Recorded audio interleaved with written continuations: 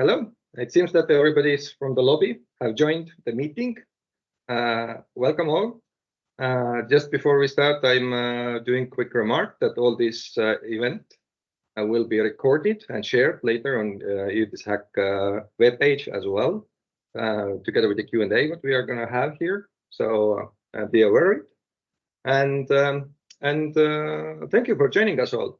So my name is Harri. I am a partner at Civita, and we are current consortium lead, with whom we are really glad to introduce you the EU Defense Innovation Scheme Hackathon and Mentoring Program as a totally new initiative from their side. We have people here who will introduce it from EUDIS as well. So as a timetable, going quickly over it, we start with quick intro, which will be done by me. Then we talk a little bit about what EUDIS Defense Hackathon is. We will go then to whole explanation and application system through which we will be accepting applicants who would like to run hackathons in 6 different countries in EU member states or Norway.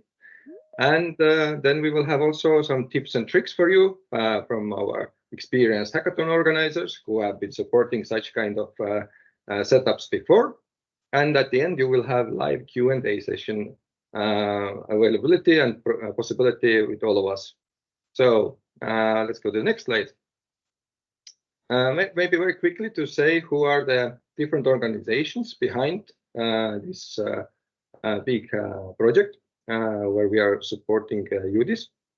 So Civita, we are independent innovation consultancy started from Estonia, headquarters still here, and we have been spreading over the years across 21 countries already with about 35 different offices, all the way from Nordics to CE and Caucasus region.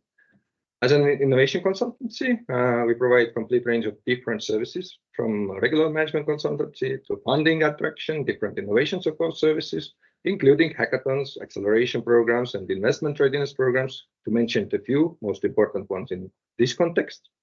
We are the consortium lead, and we have to knit all this together into smooth experience for all the participants and counterparts and partners in this project. Then we have Tallinn Science Park Technopole. This is one of the largest science and business campuses of technology companies in the Nordics and Baltics. And it was founded by Estonian government, Tallinn City, and Tallinn University of Technology. Technopole has very strong focus on supporting deep tech companies through various initiatives. Also different acceleration incubation programs to support this company as well. And they are also included on the defense field already today, for example, through NATO Diana, which is also run actually in the EU countries from their side. And Technopole is providing central hub for all the hackathons to knit it all together nicely into one smooth experience for all the participants. And together with Civita, Technopole is running a mentoring program for the best teams, which will follow them all the hackathons. Then we have here UltraHack. UltraHack is a global leader in the hackathon platforms and respective communities. It specializes in open innovation events and has organized over 150 hackathons in more than 20 countries. And UltraHack has 10,000 plus strong hacker community behind it, and also a network of supporting partners, which is really important here. And UltraHack will mainly advise on hackathon best practices, which they will introduce today as well, and create smooth digital / physical experience for hackathon organizers and participants in this project, together with the help of you who will apply here as local hackathon providers. And Secoforma. Secoforma has over 40 years of experience in the field of event management and communications. They are immersed in the EU institutional market. They have very diverse portfolio encompassing over 1,000 projects by 2022, and from physical, digital to hybrid events, exhibitions, awards, hackathons, to pan-European communication campaigns and stakeholder engagement and community building activities. So here Secoforma is at its best, helps all the hackathon providers and all the project to handle the communication on different directions as smoothly as possible, and support you also who will run the hackathons locally. And last but not least, we have here Karsa. It's a leading strategic research, innovation, and technology management consultancy with over 30 years of experience in managing projects, services, contracts, providing advisory services and assistance to public authorities, private clients. And the operations of Karsa are centered in three main axes: innovation, technology, and internationalization. Karsa is here explaining you and helping you go through smooth application process, and also later support with different mentors and experience what they have on their expertise level. So as you can see, we have very diverse and really, in my mind, very good background to support EUDIS with this program, and also you as our future partners. So we are really looking for very good professional partners as well to help to do the best in this hackathons and mentoring program. So jumping into the rules quickly, in order to be on the same page, as I said, all the session will be recorded, so be aware once more. Questions, they are extremely welcomed, but since we have many people here, we are collecting questions through the chat. So please use Q&R opportunity, not chat, Q&A. Let's use Q&A, right? There are two other different things. Let's not jump into one and the other one. Let's use Q&A. For quicker questions, we might, by different people who are here from those organizations I introduced, answer quickly as well already in the Q&A and chat. And at the end, we will scroll through and see if there are some unanswered questions or any additional questions what you might have. So that's about it. At the moment, we can go to the next slide. I am happy to give the mic and screen over to Daniel Johansson, Policy Officer, Directorate General, Defense Industry and Space from the European Commission, to explain what the EUDIS Defense Hackathons is and what is the big goal behind it. So Daniel, please take it over. Okay, cheers, Harry. Thank you very much. Happy to be here, and welcome to all. And really excited about the defense hackathons. These are actually the first EU defense hackathons, or EU-wide defense hackathons that we are doing. So we are very much happy about this, and excited, and looking forward to the progress, and to meet up with you guys later on as well when you're selected. So so this is a very good start. So I will dig deep, and not very deep perhaps, but more general on the EU Defence Innovation Scheme.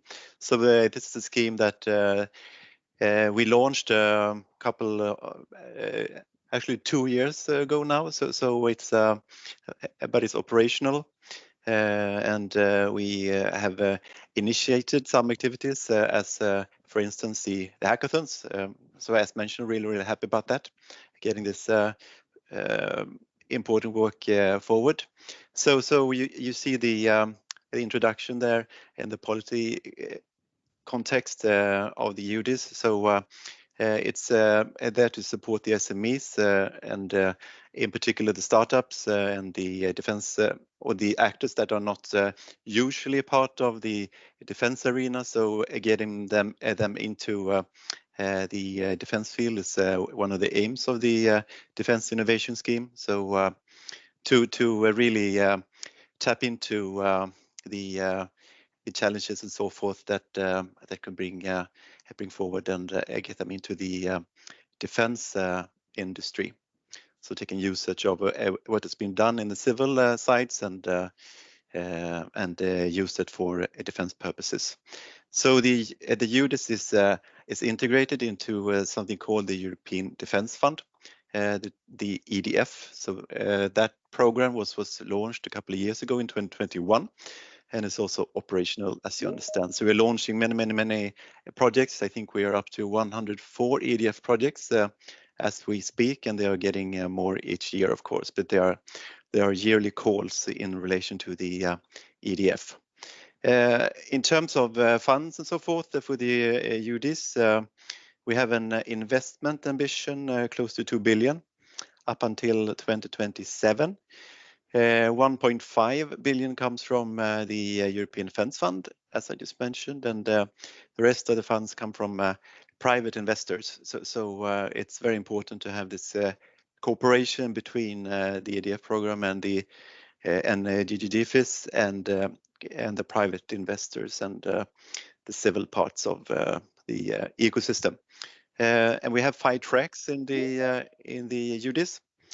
We have certain calls to the EDF, such as spin-in calls, getting spin-in from the civil side into the military one.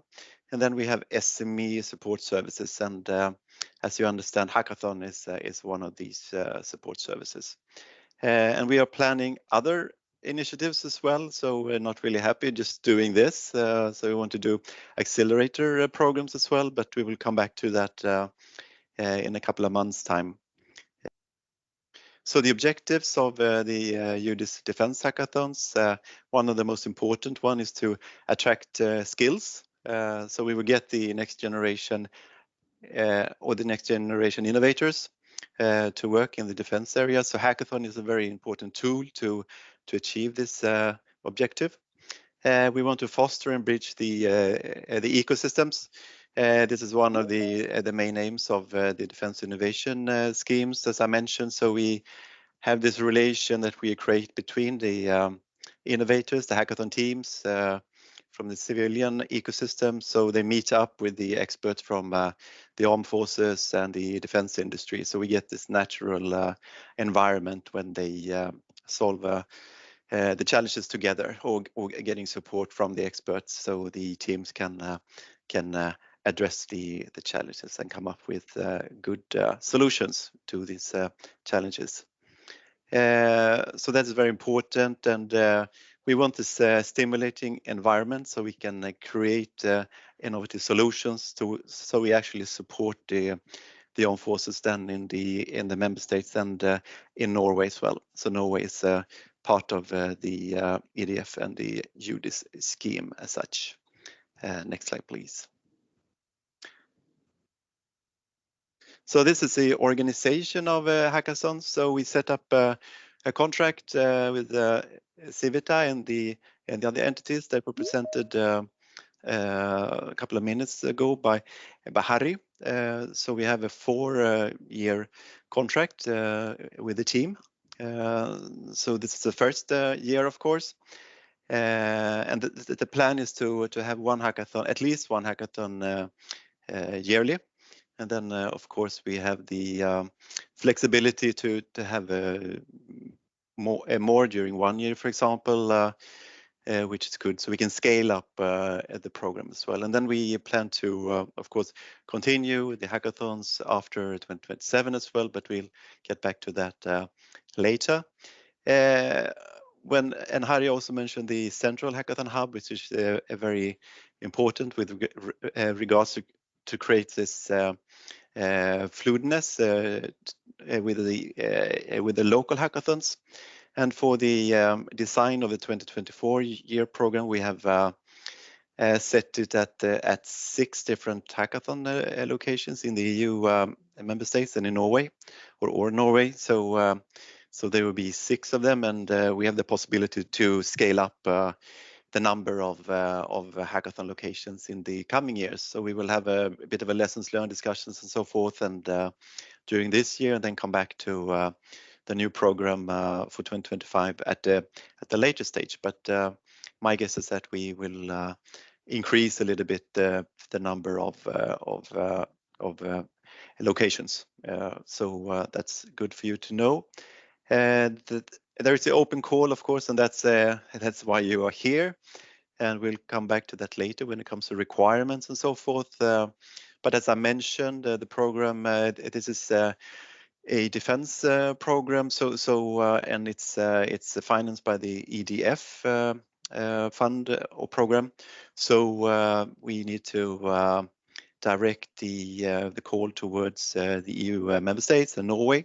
So that's a little bit of the limitations in terms of who can take part as a local organizer, but we'll come back to that later in a couple of slides.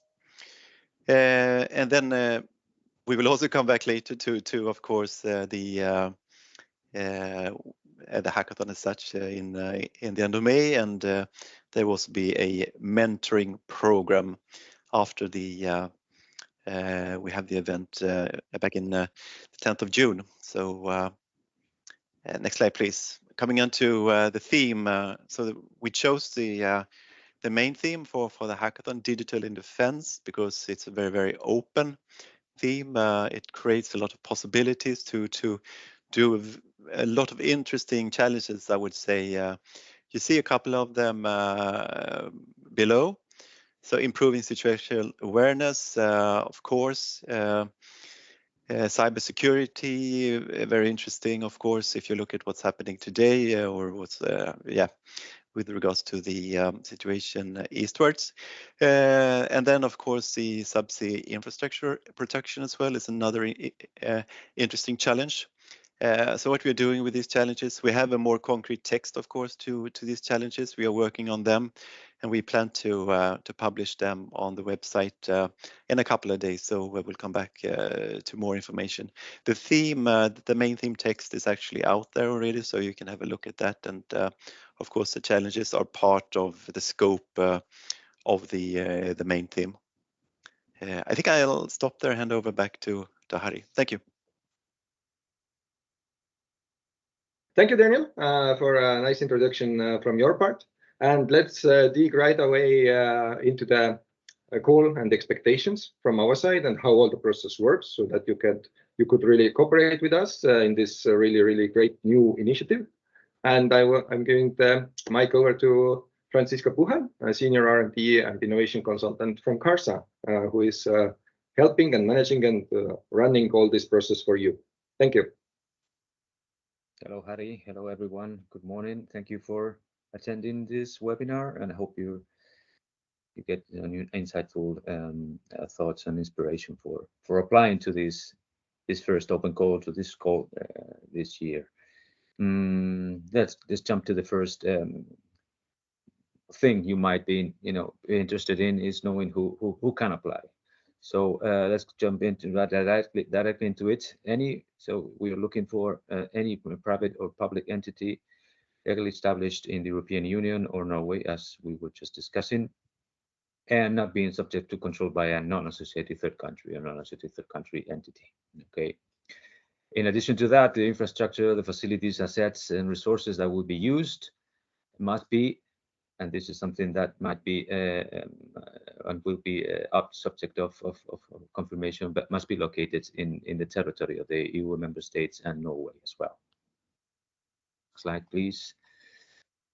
So this will give you a first instance of what is the principal requirements. Then there are also organizational and technical requirements that are asked for you. The physical location that you might be thinking of into organizing the hackathon has to have the capability to have at least 50 participants, considering mentors, judges, and everyone involved in that. Experts that will come from the Ministry of Defense or ADA maybe. Also, every staff and every single staff member that will be involved in the implementation of the hackathon must be an EU or Norwegian citizen resident in those countries. And also the online hackathon participants and mentors and judges and everybody involved, not only the organization, but in the implementation of the hackathon itself, must be citizens of EU member states or Norway and be living there. And also the entity or one of the 6 winning entities must have the experience of in hybrid events and have past experience of at least one hackathon or any other form of open innovation program with at least 50 participants. So we're looking for entities with this experience, and this PX must be approved. Next slide, please. We also expect that the team involved in the implementation and organization of the hackathon have the proper, let's say, background and experience and the profiles that are minimum required are project management, event production management, and marketing management with the skills and competencies in these fields.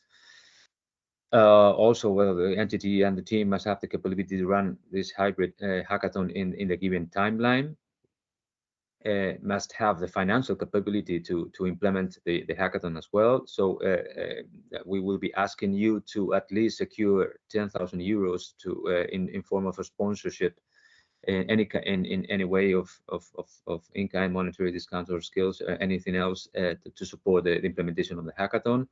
And of course, we also, since this is going to be a hybrid event,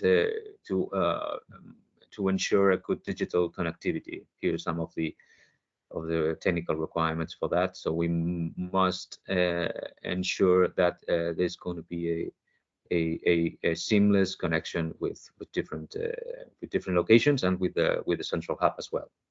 Next slide, please. So in addition to that, the organization must have the capability to broadcast to the central hub content, to execute and facilitate prototype building and testing within the premises of the hackathon. Must have access to defense-related technical mentors and judges in order to properly implement all the tasks required during the hackathon. It must have autonomous capability to conduct communication and promotion activities. So we will expecting that you will promote in collaboration with us, of course, but to promote your local hackathon as much as possible in order to ensure good participation and an impactful event. And you must have the capability to tap into potential participants with the appropriate professional and technical defense-related communities. And so you must have access not only, let's say, to infrastructure, but you also have to have access to the proper network in order to communicate and in order to attract participants and professionals to your hackathon. Okay, that's nice. Next slide, please.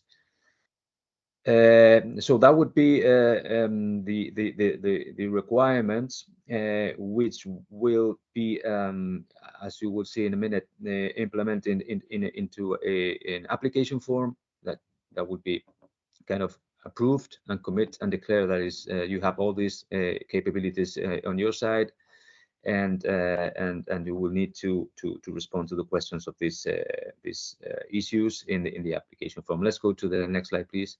So first thing, the first thing to say is that we have implemented, or we have tried to implement a very easy and straightforward process in which we would like you to concentrate mostly on drafting your hackathon implementation project, organize the different activities and concentrate on that rather than on a tedious or a difficult way of applying. So we've tried to implement a simple and easy process. So and for that we have implemented a platform, an online platform. You will be required to make your application through, and which is the EMS platform. It's a proprietary platform. You have access to that via the EUDIS Hackathon website, and under the URL you will see in the previous slide. And the process goes like this. You first have to register as an organization. So one person per organization you will be registering. Then next step would be to fill in a very simple application form. We will go through it in a minute. Then you will be asked to upload documents. Just 2 documents would be on the one hand a technical project description, where you will be asked to describe what would be your activities during the whole implementation and organization of the hackathon, and the CVs, the profiles of the team involved, and then just simply click on a submission button, and that will be it. So very straightforward process in the platform. Next slide, please. But first thing, as I was saying, you will have to register, and for that you simply have to click on register and when you access in the URL, the platform, and using either of these 2 buttons here. The login button will be for the next time, so you would like to log in and enter into the platform. But first time you have to register. The important thing here is you can always, if you can go back to the previous one, you can always, or that would be my suggestion, to first read carefully the guide for applicants we've prepared for you. It's not a long document. It's I think it's a very clear and straightforward document where you will see all the details that we're discussing today and even more, but in a very simple guide, and where you can find all the details how to participate. Okay, you can have access to that prior to registration if you want, or during, or whenever you want. Okay, next slide, please. So the registration, you will be asked to provide just some basic information about yourself. You establish a username, your first name, last name, email address, telephone, the full legal name of your organization, and the acronym or short name of your organization, the VAT number, the city and country where you come from, and establish yourself a password to access the platform, and just agree on the privacy policy that we establish in the platform. Okay, once you do that, it's just very simple, just 1 minute or 30 seconds. You will receive a message like this: congratulations, you have successfully registered, and you can proceed with the application. Okay, you will click on start and you proceed with that. Okay, but important here is that you must fill in all the data requested. Okay, otherwise the system won't let you go further on. So you have to provide all this information. Next slide, please. So yeah, once you've done that, you can click on start and you jump into the application form, and but for the next times, if you just want to log off and come up later on, once you register, or once you log in, you can click on my application, or you just jump on into your application form. Next slide, please. The application form, well, the upper part of this page, or the application form, looks like this. This is an example I made just for you. I just click enter my details.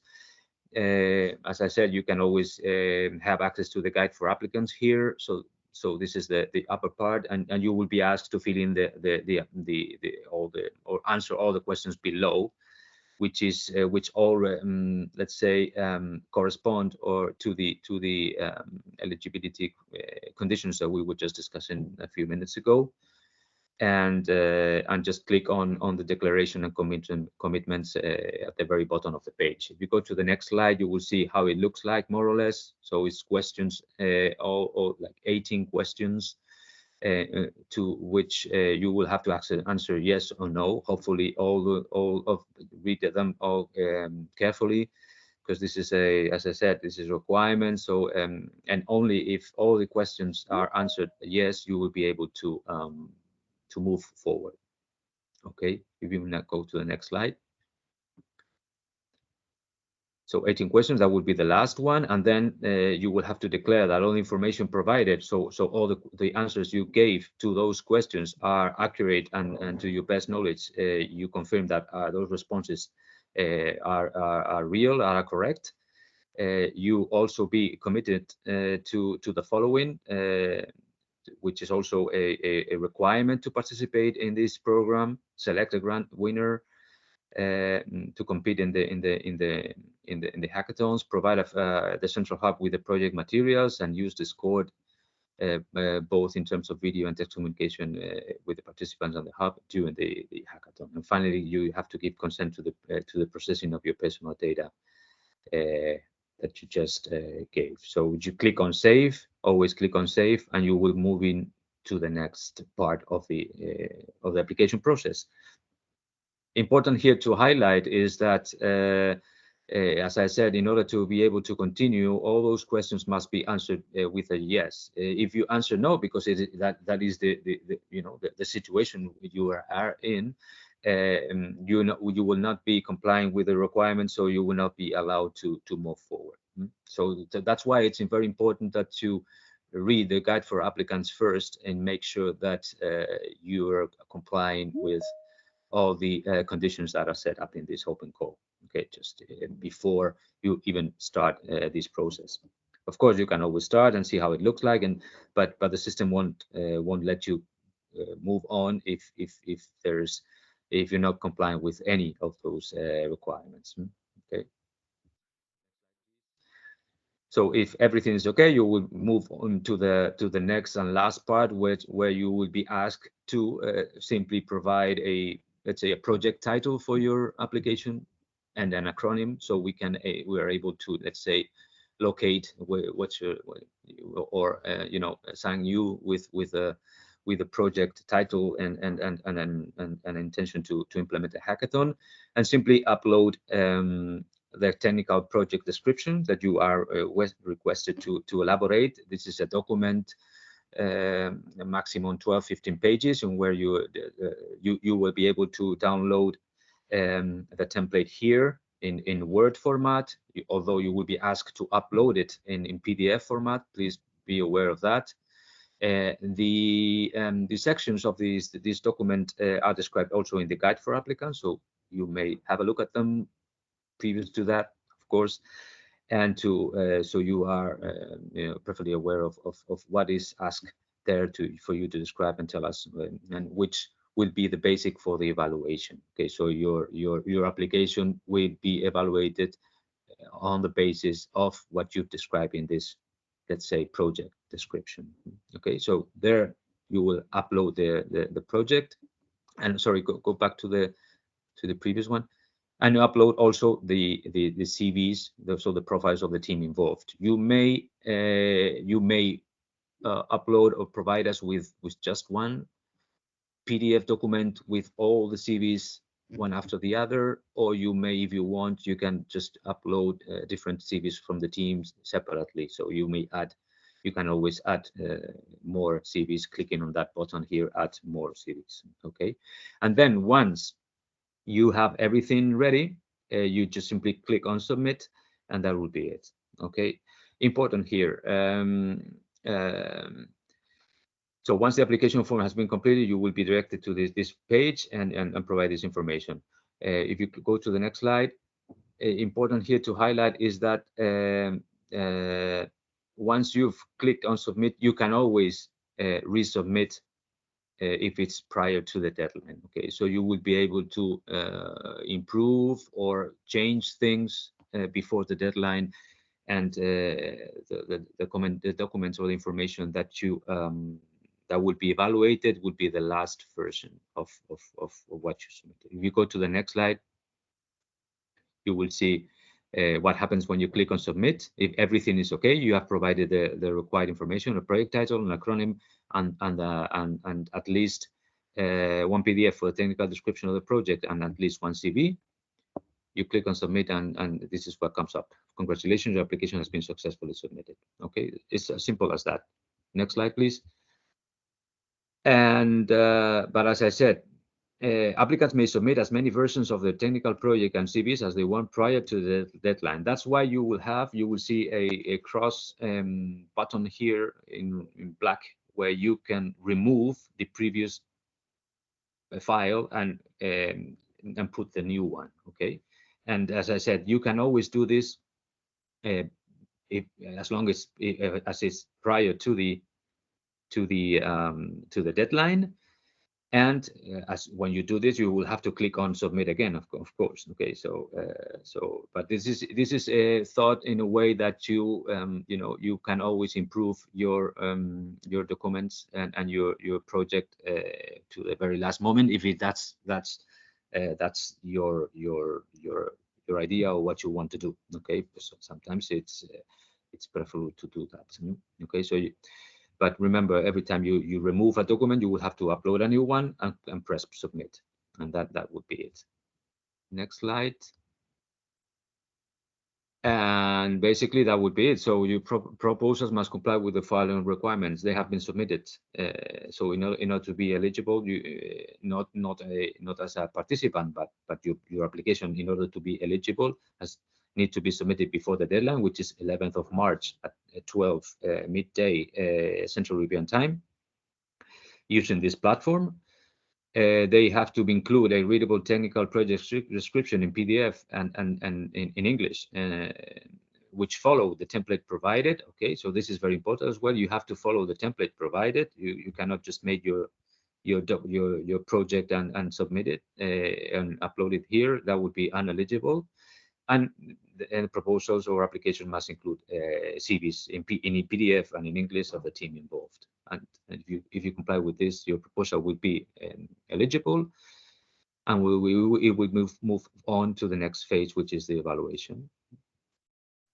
These are the timeline or important dates that you must consider. So 11th March, 12 midday deadline. So the system won't let you to upload or to press that submission button after that, the second after that. Okay, so don't wait till last minute. The decision on the selected 6 organizers will be made on 15th of March. So right after the closing deadline, the evaluation process will begin. There will be a kickoff and onboarding on the teams, on the local organizers selected on the 18th of March. And then the call for participants and selection, you will be, or the selections organizer will be guided on that, but the expected deadlines, or let's say the timeline for that would be 10th of April till 16th of May, where the hackathon stage would be 3 days, 31st of May till 2nd of June. So 3 days during the weekend, and final pitching on the 5th of June. I will speed it up a little bit. I think Thanks. the timeline, we will share it as well. And I would love to give now mic to Mika, CEO of UltraHack, to give some tips and tricks quickly as well. And then we will have about 15 minutes for Q&A as well. Okay, yeah, thanks, Harry. And a warm welcome also to everybody on the call. So yeah, I have a pleasure now to give some tips and tricks in the 5 next minutes. So you can maybe move to the next slide. So yeah, so a checklist for successful application. So first of all, like Fran mentioned several times, do ensure that you can meet the eligibility criteria to begin with. And one thing that you probably noticed, that a lot of those requirements that we put out there earlier is based on our understanding what it takes to make a successful hackathon. And definitely, I think that the more experience you have in running a hackathon, the easier the execution will be for you. Now, when we talk about the defense hackathon, I think it's very helpful if you have already established some connections within the defense industry. Will it be on the private side or non-profit side or the university space? But that's something that I think that will be quite important for you, at least to think about when you put the proposal forward. Also, of course, the other thing is that it's challenging always to get attention and to attract really top-notch talent. And I think that is very helpful for you if you start to think about that. What would be the ways in which you can attract the participants? And do you have already on established networks, physical or online, that you can build upon when you are trying to approach these potential participants? And then, of course, I think that the sponsors. So, of course, the challenge itself is very important when you try to attract the talent, but also I think it is very helpful if you can have some other sponsor that can help you to invest on your own event to make it more attractive. But also I think that the incentives is something that the participant will always take a look at when they decide, do they want to join the hackathon? And there, I think also additional sponsor funding is very useful to have. And of course, I think that you can think that the more funding you have, you can also invest on the marketing beyond of your local event and on the prizes. So that's a bit about the checklist. And then if you go to the next slide. So some practices for local organizers on these hybrid events. So of course, I think that one important element to think about is, and always with hybrid events, that how you can build that engagement with the online participants. It's very easy to do that face-to-face on site. And I think that there are some elements in the agenda that we have centrally built as a suggestion for you to build that engagement with the online participant. But it's something that I think is very useful to think about and plan well. I think that the earlier you can start to already think about mentors and judges, I think that thinking about the outcomes, the better mentoring support the teams are able to get throughout the whole journey, the better are the outcomes. And that's why I think that the strong mentoring pool will ensure that we will get really good results. And of course, I think same applies to judges as well. you probably noticed there a couple of slides earlier, the kind of the execution timeline for the project. And it is pretty tight. And that's why I think that now when you're also considering to send the application, it's really good also now to think about those timelines, but also the resourcing, that how you can make the execution happen. And of course, we will be there as a group and consortium to support, and we have that blueprint that you can follow.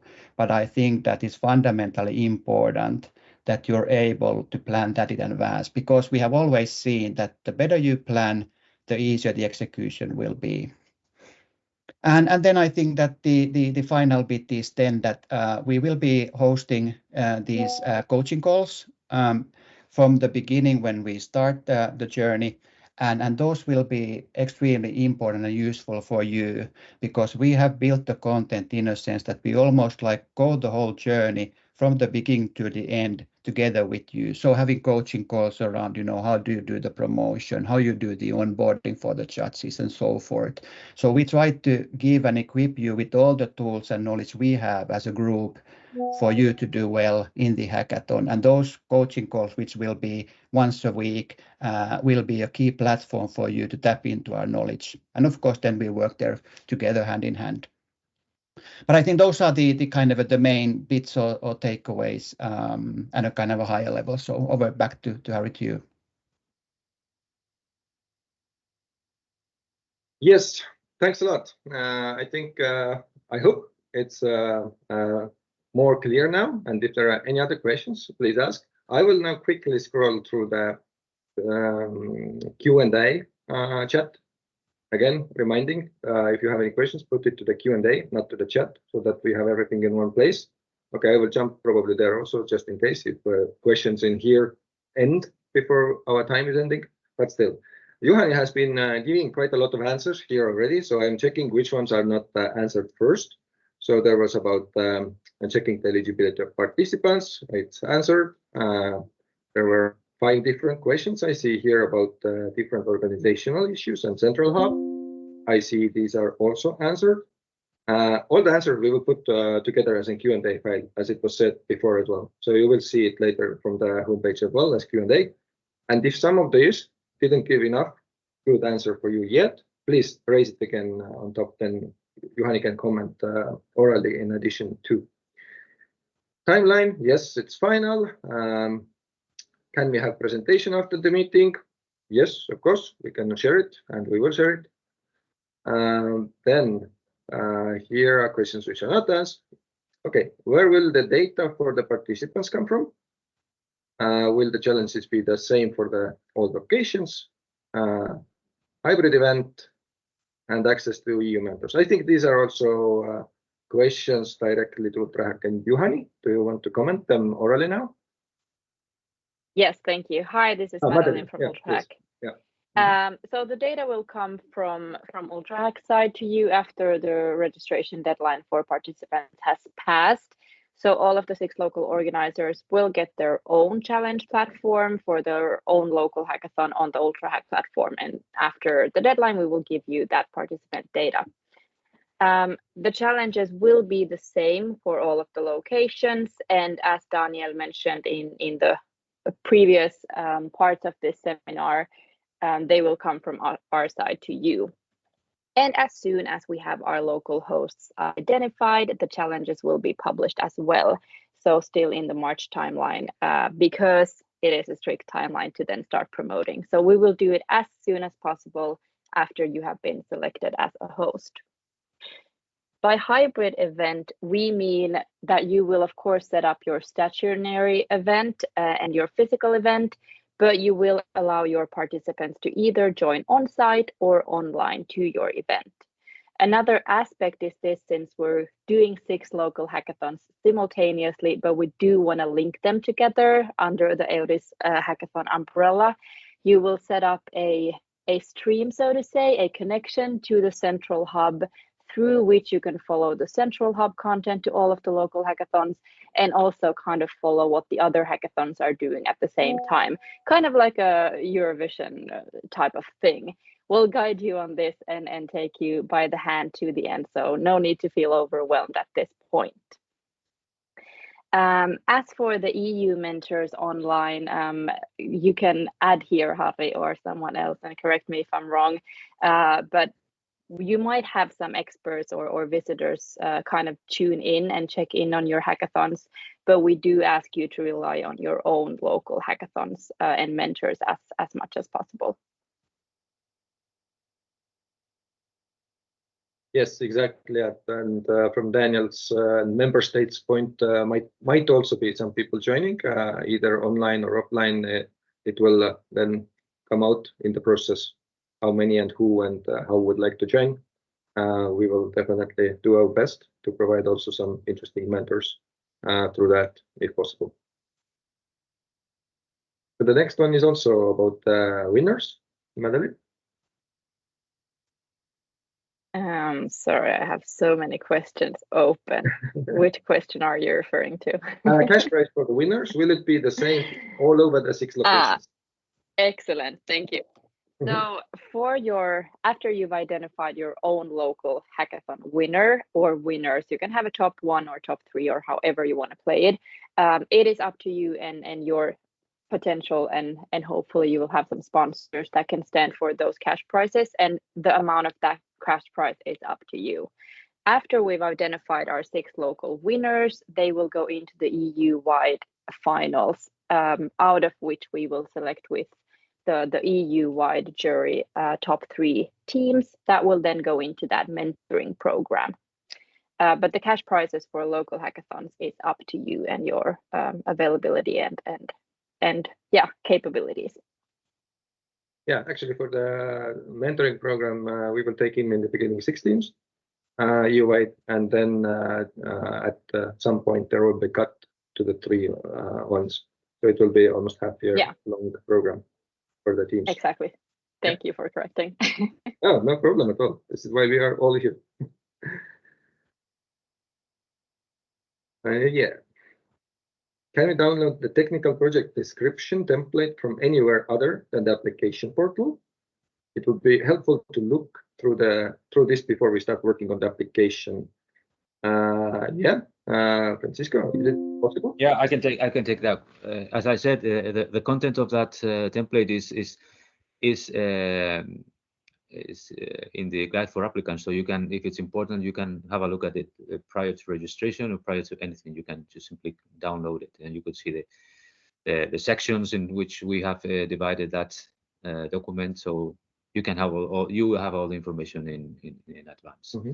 The template itself, I think it makes more sense to those who have passed through all the eligibility and are ready to submit their projects, their proposals. So, but the content of that it's available for everyone in the guide for applicants. Yeah, thank you, Francisco. So is the grant for organizers a lump sum? Yes, it is. If all the conditions the KPIs are met, then it will be lump sum. That's the only condition behind it. So if you have enough participants and everything is organized as we expect, then it will be lump sum. No questions on that. Yeah. Any other questions? I see we are at the end at the moment. Seems like not. Yeah.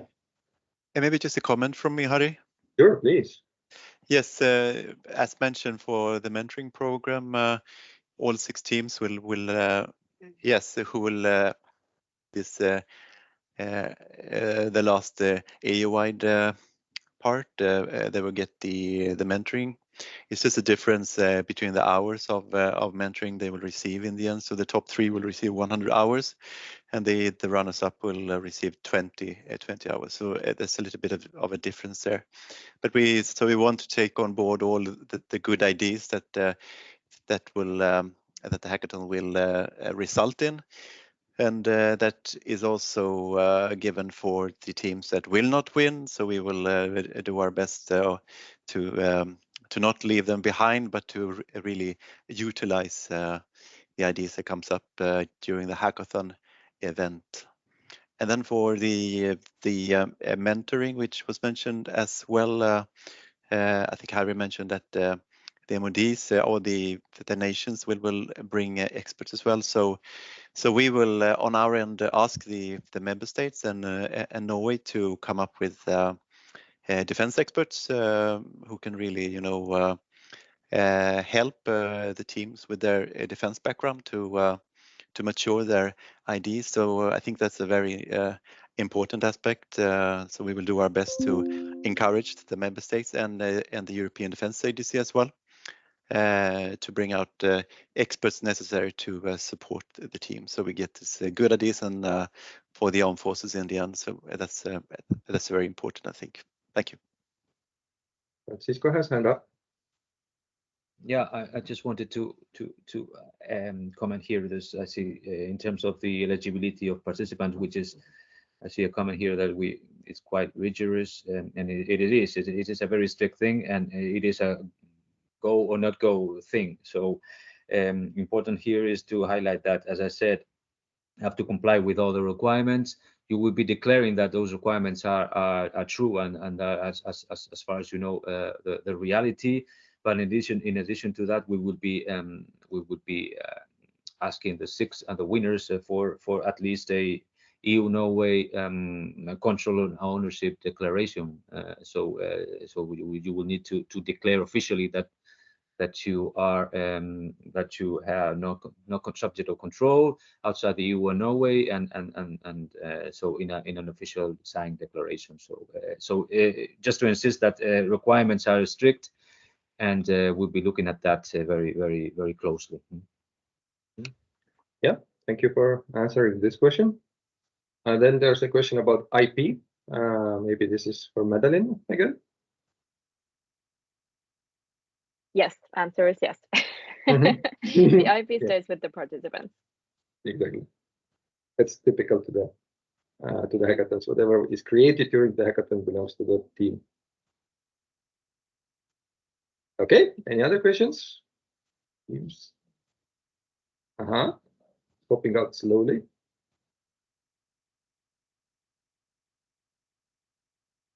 Yeah, that's a valid question. Yeah, it depends on the situation, but the answer is yes, this might happen. If you have one person less and another hack one is more, yeah, we probably are a bit flexible. But if you have instead of 50, just 10, then it's a problem.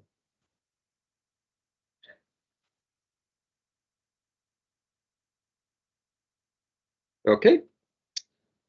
If you have further any questions, then let's jump to the next slide. I think we have this background info and the contact details. Let's go to that because our time is getting over. So I would like to really thank you for being interested, and I see that there are almost 40 people who are in the call, which is really great, especially taking into account that we just announced this open call and already so high interest. So thank you very much for joining us. And if you have any other questions, here are the contact details and also the webpage from where you can get very soon also additional information. As Daniel said, some additional description of the challenges we are proposing from our side. And also, if you have any questions, then contact at EUDIS hackathon.eu is the one where you can send the information. And if there's anything, just contact us. That's the best thing you can do. And we are very excited to see what all this hackathon and program later on will bring, because the aim is to create innovation into European defense ecosystem. And that's taking into account where we are today with the situation around Europe, then I think it's extremely important. And there are so many opportunities, really business-wise also, for the participants to create something meaningful in here. So please join us and see you next time. Thank you very much for everybody.